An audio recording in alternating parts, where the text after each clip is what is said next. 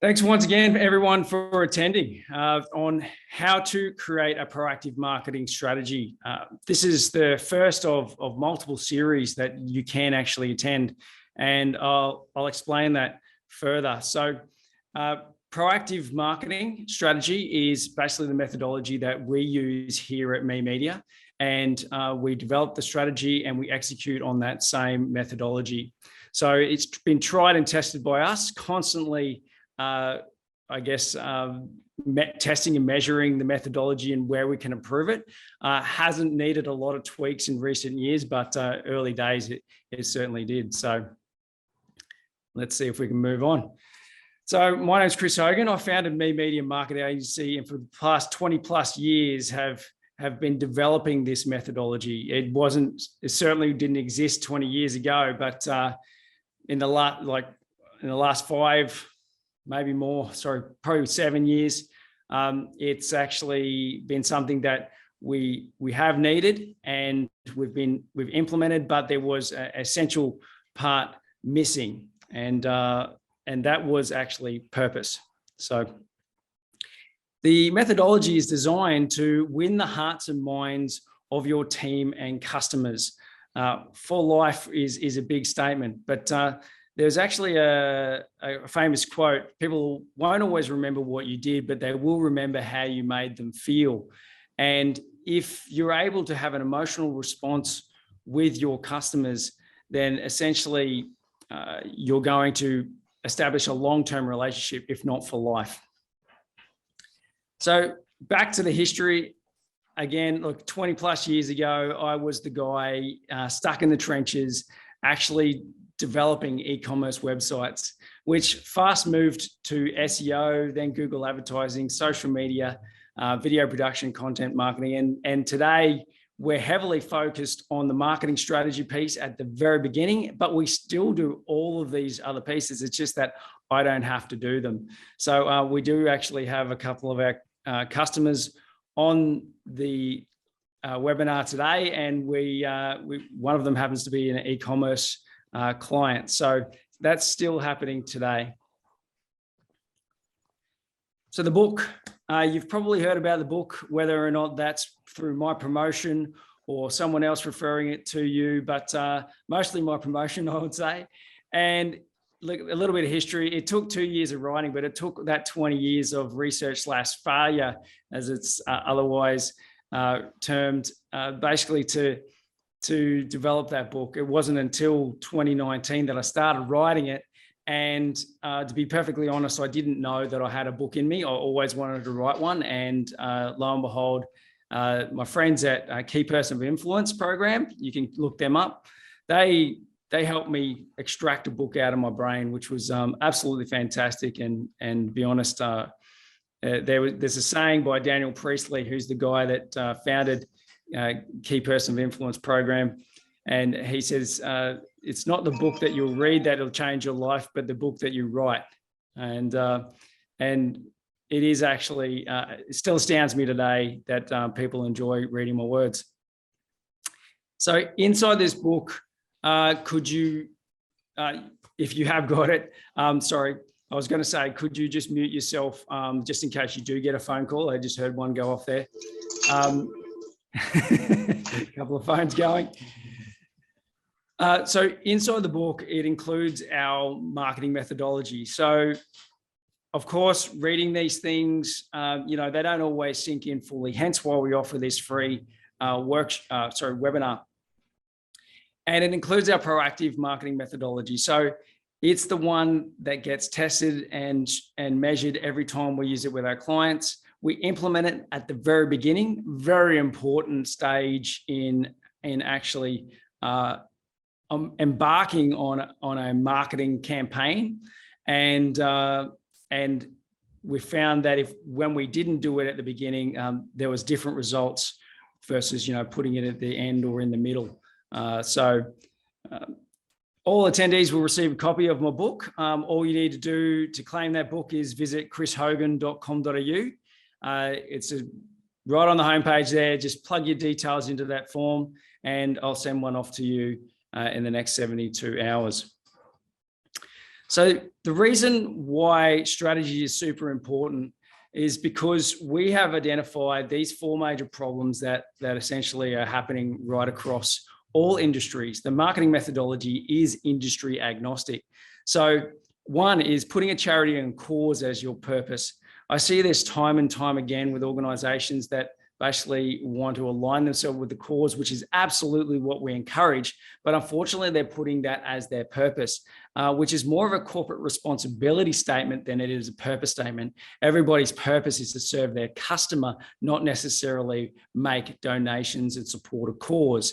If we didn't serve our customers, we wouldn't have a business, for example. Two, lack of marketing strategy. Absolutely. A lot of people do not know how to create a marketing strategy. One, two, have the time to do it. And three, point number three here is not able to fully understand the market research that's required in order for them to be market led. So we will get into that today. And for lack of consistent asset creation in line with your values and purpose. This is very common. I see this through many organizations when I'm auditing their marketing. And that is just clearly evident to me that essentially they may have core values and a purpose written on their website, and they may be working with their existing customers and franchisees, etc., under the guise or realm of those values and purpose. However, their marketing often doesn't reflect that same vibe, if you like. So just not delivering in consistency with them. So the methodology is based on a common term we should all know today, and that is content marketing. Content marketing came about not long after search engine marketing. So the order probably went SEO, then social media marketing came after social media marketing. SEO, social media marketing, then content marketing came about. And it was about 2014 that it became a hot topic. And it was all about creating content, distributing it through social, because social was hot back then.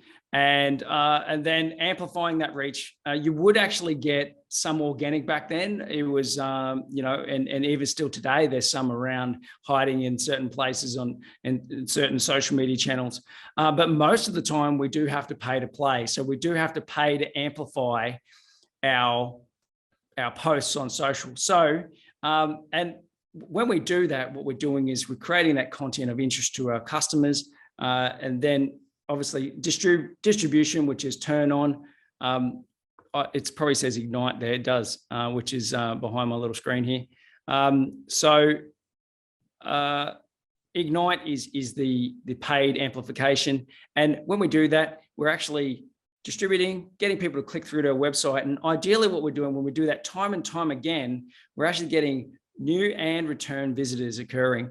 SEO is, quite a complex thing to understand. It hasn't actually evolved that much. It's always been based on the premise that if you have something of interest to people, if you solve a problem that they have right now, for example, like how do I screw in a light bulb or remove a light bulb, then essentially, that's going to be of benefit to them. They're going to visit your website and they're going to potentially come back next time they type in the next how to question. And so when we do that time and time again, we're actually helping users and people with their problems. So that is exactly what SEO is all about. Getting good Google ranking is all about. It's helping people with their problems, solve their problems time and time again. And if we do that more regularly, then we're going to stay at the top of the search. Now, in a very competitive field, yes, you do need to do that quite regularly and long term. What is that? Blogging is definitely the best place to start. So, we talk about videos and how-to videos, but oftentimes that's, it could be third or fourth media type down the list. Blogging is definitely the best place to start because essentially it's keyword rich. It's so Google's going to pick it up quite quickly. And that's how you can gauge whether or not it is of interest to people in the short term. And that might mean that you will next invest in infographics Infographics are a fantastic way to basically upgrade that blog.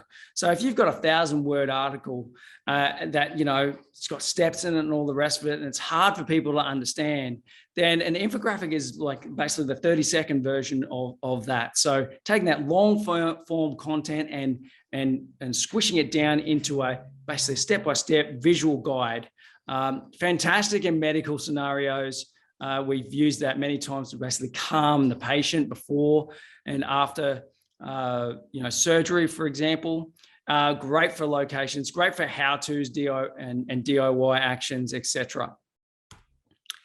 Video animation. So video, motion picture animation, me talking head, you know, scenario, you talking head scenario.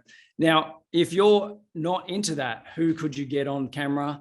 Then, you know, it could be your customers, it could be your contractors, it could be your employees, for example. It could be the events that you're running. It just could be the activities that you're doing, you know, month in, month out with your team. It doesn't have to be a talking head.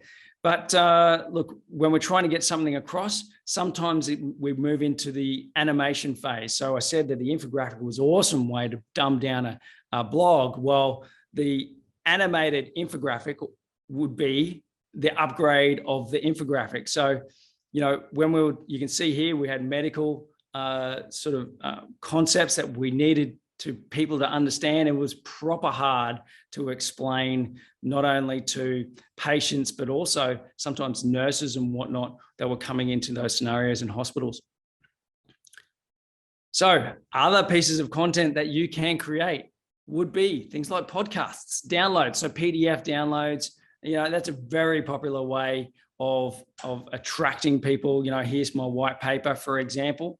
You know, that the decision maker's guide to implementing X. You know, if you're going to be delivering something to a B2B world, then essentially you need to start at the top. You need to create content for people at the top. And then secondly, middle management. So the reason being is that sales is a slippery pole. And so if you don't actually start at the top and you start at the middle, it's hard to climb that pole to the top. It's very hard. So that's why you're doing that content for decision makers, for example. In you know, in the customer, you know, B2C scenario, then it could be things like manuals and whatnot, and how-to guides for implementing something DIY, for example. Games, that's where it's all at. So we have the introduction of the metaverse, we have the introduction of AR, so augmented reality. All of these types of things are great ways to get people interacting with you, your brand, your products. And quizzes is another way. So that's a little bit simpler than going out and creating a game, AR game. And quizzes would be things like, you know, for example, I have a test, you know, find out if your company is, you know, acting on purpose or building a brand on purpose, for example. And, you know, I have several questions where people can go through. It actually takes around 24 minutes. So it's pretty in depth. That's going fast. But it gives a report and it gives people proper detail into understanding whether or not they are, you know, succeeding in their purpose-driven, you know, marketing exercises, as well as, you know, building a good culture around that brand. Lead generation, that's mostly what all of these downloads and things are for. So when we're actually thinking about this, we shouldn't just be giving away like white papers and downloads and games for free. We should be gating that with, you know, enter your details here. It's a great way to capture people's details and essentially build your own database. Why would we want to do that? Well, in social media land, we're just renting space, and they change the rules constantly. So because they're changing the rules and we're only renting space, we might actually be outed. Our page could be deleted. We could break the rules in a way unbeknownst to us. And next minute, you know, that channel that we're relying on so heavily for business is gone, and so is our business. So essentially, that's why we want to build a database. Like I said, content marketing pays off, and it's all about creating consistency in your content delivery. So this is one piece of content back in 2016 that we actually created for a client. Initial promotion, which was create it, put it on the website. Social media back then was the best way to drive traffic. And then, yeah, paid amplification. So there was that promotion, that blip. And then we continued to create more and more content thereafter, interlinking them. Very important action.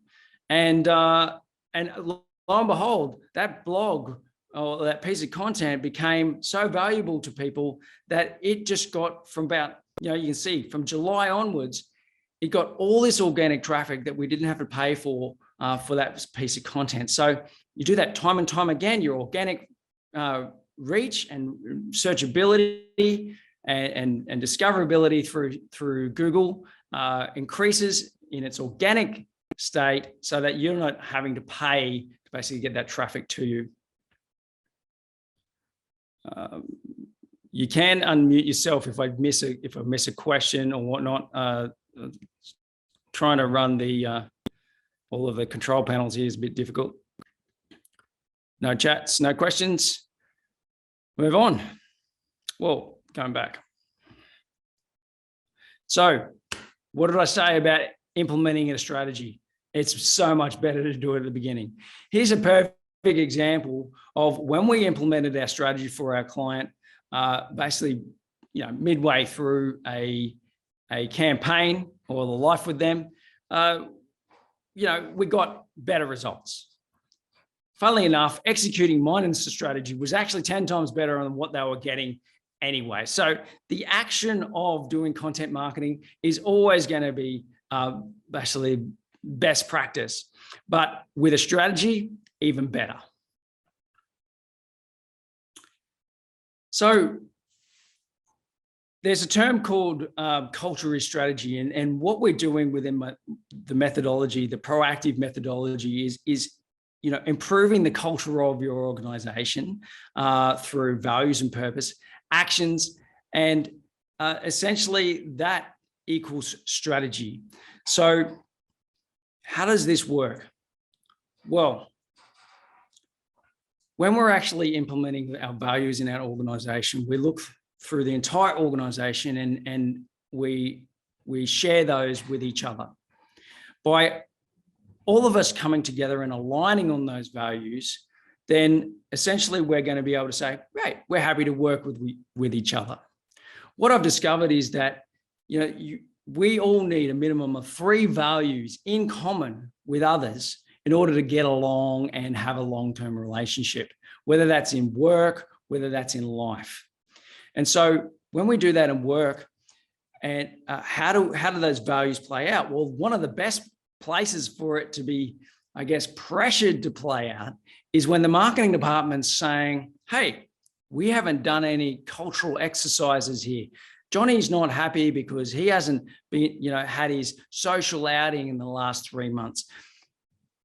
These social outings and whatnot, and then the actions and the products and all that sort of stuff that gets delivered by the brand all help to deliver on those values, on that purpose, improve the culture.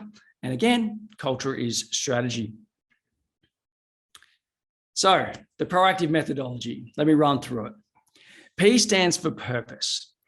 R stands for research. O, opportunity. A equals audience. C is content. T, turn it on. That is distribution.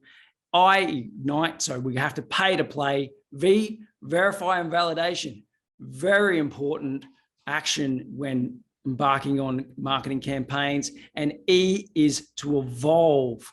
So every time we implement a marketing campaign, we absolutely need to be testing and measuring. So the verification and validation phase, identify, did we get results? Did it work? Was that the right medium? Should we upgrade that blog to an infographic or a video? Right, that's the evolution. Didn't work. Right, so what's the evolution? Social's dead. Let's get out. Our audience isn't there. Where we're going to be, direct mail, bus, etc. Right, that's the evolution. So evolution is just as important as all of the other steps. Obviously, if we didn't have the purpose, or we didn't have the research in place at the beginning, we wouldn't know, what our values were, what our purpose was, what keywords we need to be targeting in terms of an SEO perspective. And what problems do our clients have that we're here to solve? And of course, audience is very important. The content that I was referring to, blogs, infographics, videos, animation, could even be physical books. You know that I have basically an old hat, way of marketing to you guys. When you receive a book from me, it's physical, right?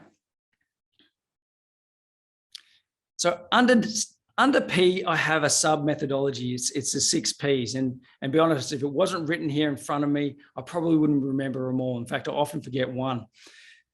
This is not the most important thing to remember. The most important thing to remember is to be proactive and use the other methodology. And I explain all these different ways you can do that.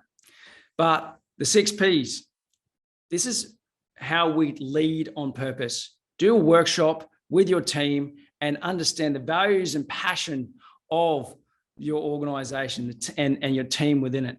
But most importantly, what is the problem only you can solve, your business can solve, your team can solve? And there's ways that I describe in the book that you can differentiate yourself in the market. One of my favorite books, I don't know if you see it there, there it is right there, Blue Ocean Strategy. They have a fantastic way of basically carving out a blue ocean. And if you're not doing that, essentially you're just going to look like the product or the business next door. People, who do you serve? Know them intimately, design the persona profile based on psychographics more than demographics. And planet.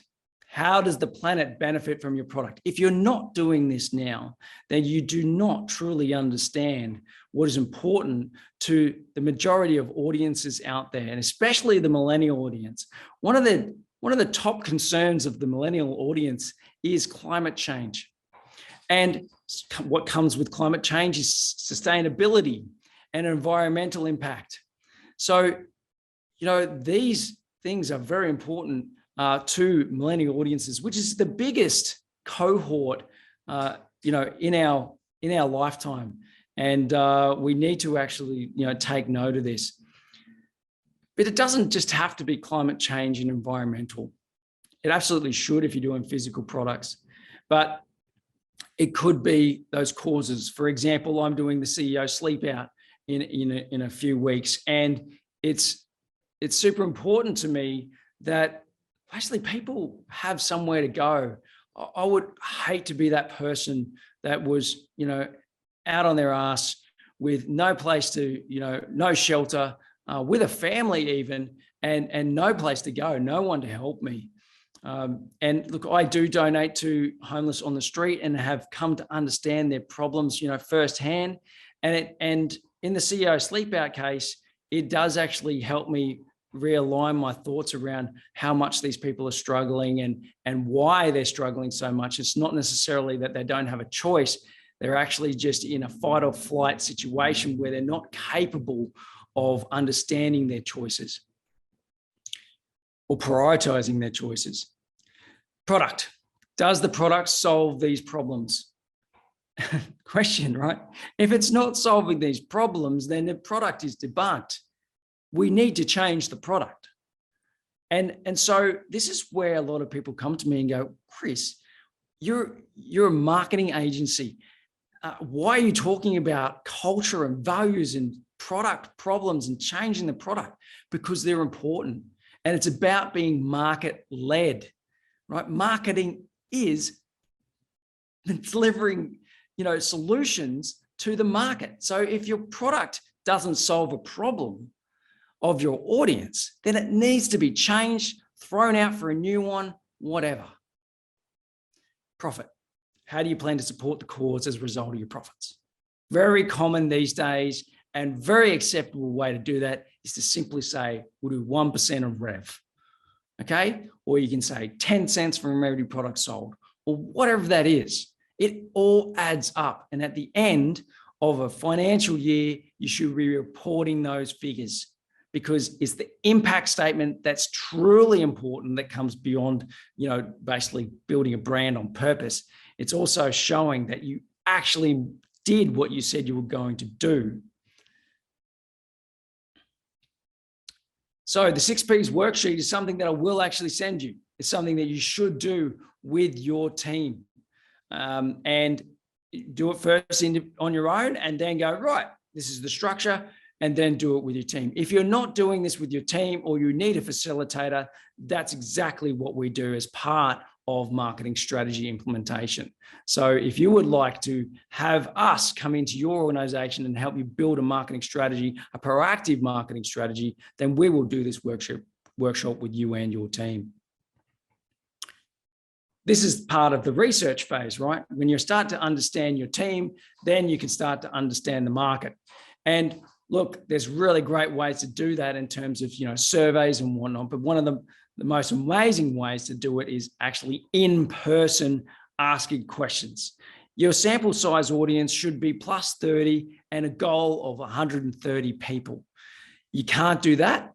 Most people can't, because, it's time, resources, and maybe an investment with someone like us, a research company. You will absolutely find similar insights on the internet. Fantastic. Thanks to data. So when we actually look at research, I have a sub methodology called probing the market. So probe, that stands for phrase, right now, opinion, brand, and expression. So what phrase are people typing in to Google when they're searching for products like yours, or trying to understand how to solve the problem that you could potentially help them solve? Right now, where is the product service adoption amidst the innovation adoption lifecycle?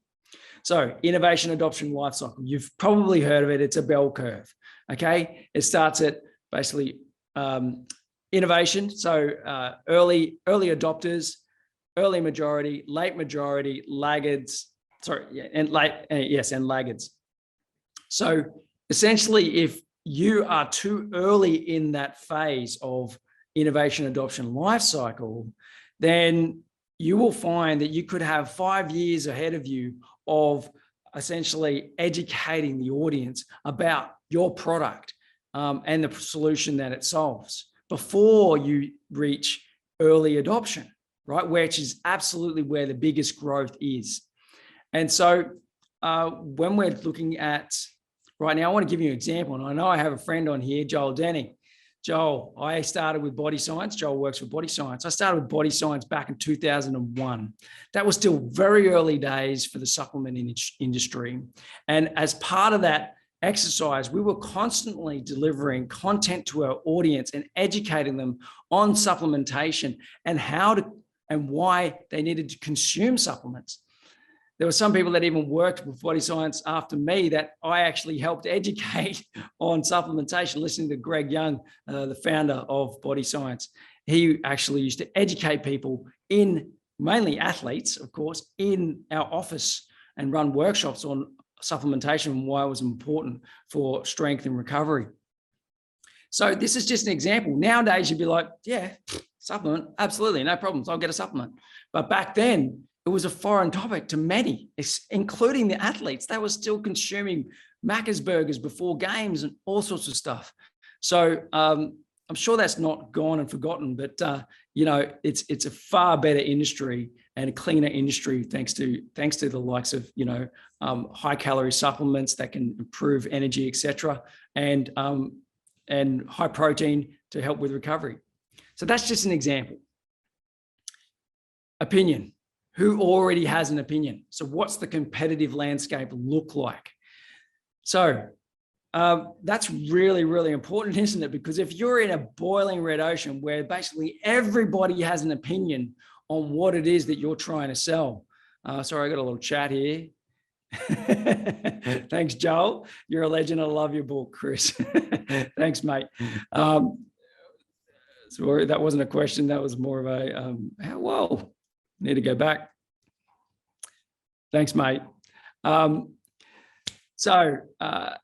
Opinion. We were talking about that competitive landscape, boiling red ocean. That's what the term they use in basically a blue ocean strategy. Okay, the opposite is obviously a blue ocean where it's crystal clear. You know, the world's your oyster. So if it's highly competitive, then that's where you need to use that basically the methodology in the book. I'll refer to that. It's the innovation curve, and essentially we measure ourselves against the landscape and understand whether or not we need to raise our prices on things, lower our prices, add new features and benefits to products, etc., in order to carve out our own blue ocean. Brand. Should we hijack a brand name? So I talk about this in my book as well. And one of my favorite ones is, I keep using this example. It's probably the easiest one, but look, Evolve skateboards. Evolve, use an English word. Now, they're by far the #1 electric skateboard, you know, in the world. But if you were to come along and say, okay, I'm gonna create a skateboard brand, and I'm going to be the second best, then I would be using the word evolve in some of my content creation, so that there might be a chance that I would come up just underneath them in terms of search rankings, because, you know, discovery is part of the problem, right? People need to know their options. So if they can't afford theirs, which is, you know, like luxury item, I would say, then they might consider yours. Expression, what media will we choose to express ourselves? So blogs, infographics, video, etc. Opportunity. I call this sub-methodology, I win. So when we actually do our research properly, we develop insights. So what are they? We should absolutely write them down, you know, in a journal style or blog form, for us to be able to refer to in a year's, 2 years' time. We will forget what these insights are. And we will forget how we came to these conclusions. Okay. So we need to basically write that down, understand what frame of mind we were in at the time, so that in 12 months' time, when we do a review, we go, well, it's all changed, you know, because when you take action, you're obviously going to learn, you know, from your results, because you are actually testing and measuring constantly. Website platform. Does our platform require any special features? So before we start, we've reviewed all the competition. We've seen what cool tools they're doing. I mentioned before, we should build our own database. So that might mean, we don't just need a website. We don't just need a landing page, one landing page. We need multiple landing pages, and they all need to capture people's using basically name, mobile number, email, etc. We need to build that database. And then what we need to do is automatically send them out the thing that they were after, for example. Well, that's going to require some email marketing automation software to be implemented. Our favorite's ActiveCampaign, and we do that for all of our customers. So automation's extremely important nowadays, like I said, to build that audience and also to deliver maybe the download or whatever that you're wishing to deliver. So that requires that integration. We might require other integration. E-commerce land is full of integrations. Very important that we consider all the integrations that we require in order to operate our e-commerce site. Network. What physical and digital networks can we leverage? So how often do we go, oh, look, we're just going to post on Facebook, LinkedIn, and maybe we're going to post in this group channel. Group on Facebook, group on LinkedIn. But how often do we consider our physical networks? Your network is your net worth. And so growing that can be absolutely game-changing for your organization and for you, because, you know, who knows if this idea is ever going to work and become your dream, business. You might need that network to fall back on, just for argument's sake, right? That's a pretty bad way of looking at things, but this network, it's full of connections that maybe you need for partnerships, etc. There's all of these things that need to be considered when we're absolutely embarking on a campaign. We need to leverage each and every one of them. Demographics and psychographics make up your audience. Now, let's go through some of the, I didn't update this, 2021. So last year's stats, Gen Zs, look, 9 to 24, they're coming into that realm where, hey, they've potentially got disposable income. Well, they probably do have disposable income. They're spending their entire paychecks because they're still living at home with their mum and dad. And so, yeah, they've got nothing left in the bank. Gen Ys, hopefully a little bit better with managing their money, but they're the millennials. So Gen X is part of the millennials. And Zennials are a special audience inside of that were the first ones to see computers to come along and last ones to see handwritten letters basically disappear. Also, the cordless phones, mobiles, etc., come into play.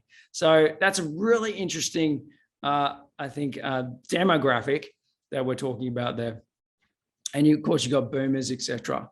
And they're still all in play. Maybe the World War II vets, probably aren't doing their own buying, but there's possibly a product that could be helping them. And so you're just not going to have much longevity, obviously, with that audience. So this millennials report from last year, it wouldn't have changed much, but there's 4 millennial personas. The future shapers make up the 29%, the outsiders, the classic millennials, 42%, and the activists. Let's go through those. So 11.9% of Australian millennials look something like Jared, 23 from Taree. He's casually employed. He finished high school at 40. He finished high school. There's 40 of those. That's basically not at 40. And plans on doing more training so he can work with inspiring colleagues and help others. Help others. So if I skim, I'm basically going to get to, he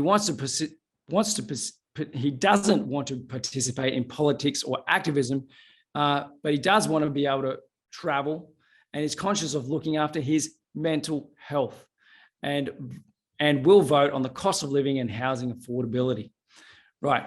So mental health is a very common theme and something to remember when we're absolutely creating content, looking for the causes we're wishing to support, etc. So 16.72% of Australian millennials look something like Amanda, 25, female from Launceston. She's single and works part-time in a restaurant. She's most likely to have vocational diploma and feels she would benefit most from on-the-job training. Absolutely. So if you're an organization that are looking to improve the culture within your organization, then you should be having on-the-job training. How does that play through to your marketing? Well, you should be showing that, because not only are you marketing towards the external customers to say how good you are, you're also marketing to the internal existing team and the inbound recruits. We all know. What's the employment rate? 3.9%. So finding good team members is starting to become quite difficult. We need to retain them. We want to retain the best, so we should be offering the best. Mental health there as well, and the environment. So we move on. 29.28% of Australian millennials look something like Greg, aged 36, living in Melbourne. His personal, national, and financial optimism are above average, and he's already purchased a home where he lives with his wife and 2 kids. So he's in the market, which, he is a little bit older than the others, but the other ones are going to be struggling with housing affordability, but they might still be living at home for a long term. Therefore, they might not save, and they might live paycheck to paycheck, disposable incomes. These are the types of considerations we need to have. What's important to him is looking after his health and happiness and being with his family. Health, happiness, increasing personal wealth. Very good. So these are all important factors for these audiences. And this is the biggest cohort we have in Australia. 42% of Australian millennials look something like Sarah, 31, lives in Perth. She believes global warming from emission is the most pressing environmental threat. There we are, environment again. And currently does everything she can to contribute to looking after the environment. So you want to sell to someone like Sarah, if you do not have sustainable packaging, recycling, get 10 cents, all of these types of things. If you're not doing good for the environment, if you're selling, basically animal products, that could potentially weigh heavily on Sarah's mind. You need to take these types of things into consideration. Being close to family is everything for her at the moment. What else? She's a new mum. All right, 31. There we go. That's around the age that your audience is becoming, a family. So we need to take that into consideration. How can we be family friendly in terms of the cause that we support, in terms of the products that we deliver, and maybe even the add-on products that we deliver? Who are we partnering with? So content. I think that's what it says. It says C. C is for content. So create assets, not liabilities. Assets appreciate in value long after the dollars are spent. And that's what we were talking about before with that graph. I'll see if I've got it here. I probably don't know. So assets appreciate in value. So content equals assets. Putting them on your website nowadays means they can appreciate in value long-term because we have the likes of Google and search engines. Now, a physical asset can also appreciate in value long after the dollars are spent. For example, I wrote a book, it was published last year. I don't have to pay for that publishing again, or for example, I don't have to go through that trials and tribulations of writing that book. It's out now. It's appreciating, more and more people are reading it and consuming it. It's an asset. Whereas actually paying for the distribution, so turning it on, not turning it on, igniting it, would mean that that's a liability. So a TV ad, it only works as long as it's on. Yeah, people, if it's got a great jingle, people might remember it. That could make it a bit of an asset, right? But that was their content, not necessarily the distribution channel that actually made that an asset versus a liability. Ignite, pay to play. We've said that 1,000 times. Verify and validate what it is you're doing. Now, in marketing senses, we need to be measuring different things to what the finance team or the CEO wants us to measure.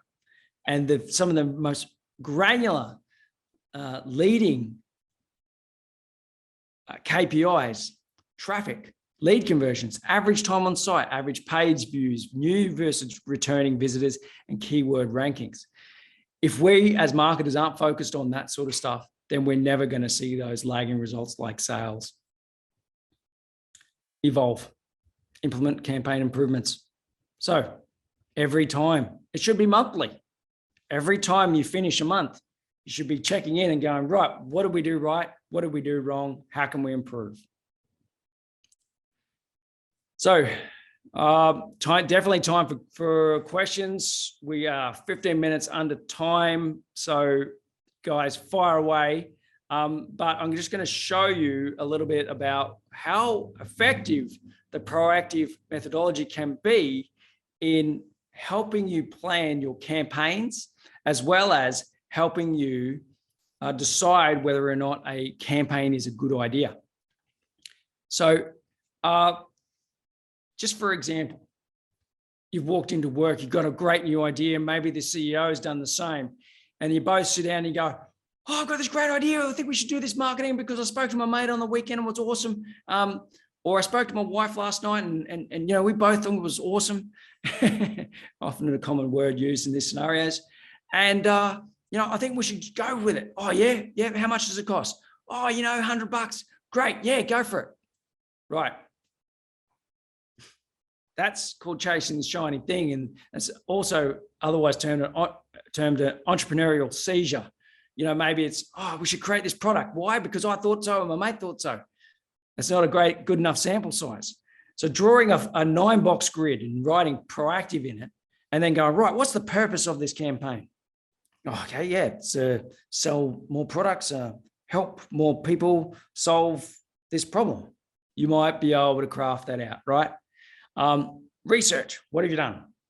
None. That's most likely where your idea will stop and you'll go, is this worth me doing research on and embarking on this marketing campaign or creation of a product? And your gut will tell you, yes, definitely is. I think it's worth the research. But, if you've spent, I don't know, multiple hours a day on the research, weeks on the research, and you're not getting anywhere, then you have your answer, right? So much better to put some time in, do some research, and understand your audience for argument's sake, in order to not make huge losses on marketing spend and actually, hit the market right between the eyes and the right market in the right place. So this is what I've got for you. I will send this out to you. It's a really simple spreadsheet that basically you can use to start to think about, well, what does it look like when I go through this process? So this is the template, and on the second sheet, you can write your answers. So you've got this to refer to. So in today's market, basically what I'm saying is it's much better to be proactive than it is to be reactive. Walking into the office in the morning and having a great idea and acting on it could cost you a lot of money and a lot of failure. Walking into the office with a proactive marketing methodology in place, you will be able to stand in front of your peers, in front of your CEO, and say that this is a fantastic idea. It's backed by this research. We have the market's approval. They've given us the nod, or I've done the research myself, and there's heaps of people searching for this, and the competitors are practically non-existent. It's a blue ocean, and we are going to solve a massive problem for our audience.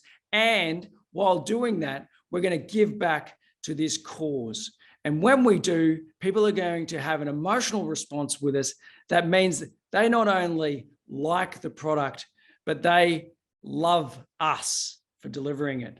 And that means that we've won the hearts and minds of our team and customers for life.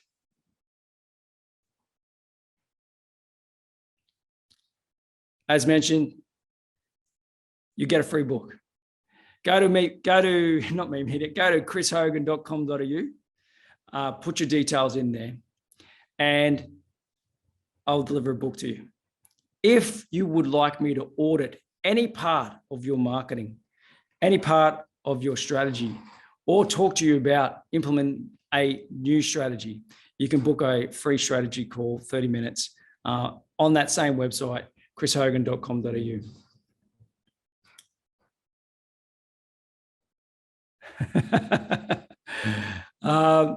Couple of comments.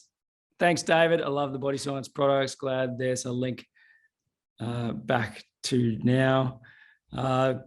Warwick, thanks, Chris. Brilliant. Guys, you have 10 minutes of my time. Undivided attention. Get in quick with your questions, please. And I'll be more than happy to deliver them. And it could be a valuable example. So if you've got a specific scenario that you're tackling, or a specific question that's burning in your brain, by all means, be specific. I love those. And, they can be a great example. Sorry if I've mentioned your name, where you're from. You probably can't remain anonymous now.